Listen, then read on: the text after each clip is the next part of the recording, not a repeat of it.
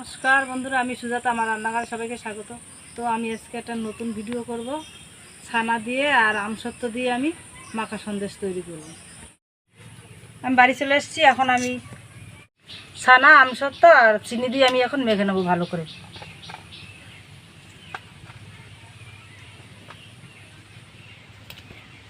ছানার আমি জল ঝরিয়ে নিয়েছি। 500 ছানার ভিতরে আমি 100 গ্রাম চিনি দিয়ে দেবো। আমসত্ত্ব দিয়ে আমি মেখে নেবো ভালো করে। এই দেখুন, আমসত্ত্ব দিয়ে আমি ভালো করে এখন মেখে নিচ্ছি। চিনিটা যতক্ষণে না মিশবে ততক্ষণে মাখতে হবে, এরকম করে মেখে নেব। এই দেখুন, চিনি গলে গেছে। এখন আমি কড়াইটা উনুনে দিয়ে দেবো। উনুনে বসিয়ে দিয়েছি। এখন আমি আস্তে আস্তে করে নাড়বো। এটা কাঠের খুন্তি আছে, কাঠের খুন্তি দিয়েই নাড়বো।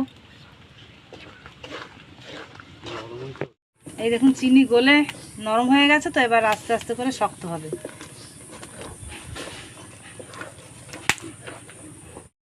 এই দেখুন, অনেকটাই টেনে গেছে।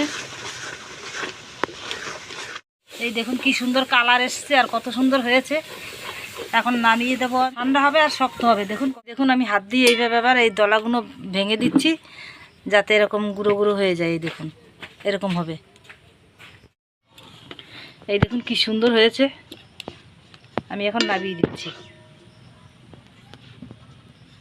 আমসত্ত্ব দিয়ে মাখা সন্দেশ রেডি। এই দেখুন পুরো পাকা আমের মতন কালার এসে গেছে। এত সুন্দর হয়েছে দেখুন, পুরো দোকানের মতনই হয়েছে দেখুন। আর ভিডিওটা দেখে যদি ভালো লাগে, লাইক, কমেন্ট, শেয়ার, সাবস্ক্রাইব অবশ্যই করে দিন।